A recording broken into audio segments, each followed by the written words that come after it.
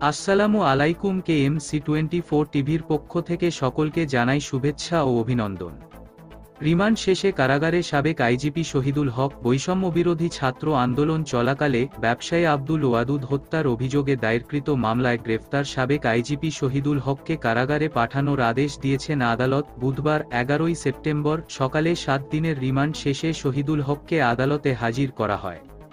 এ সময় কারাগারে আটক রাখার আবেদন করেন তদন্ত কর্মকর্তা নিউমার্কেট থানার উপপরিদর্শক বাইজিদ বোস্তামি। আবেদনের শুনানি শেষে ঢাকার মেট্রোপলিটন ম্যাজিস্ট্রেট আলী হায়দার তাকে কারাগারে পাঠানোর আদেশ দেন।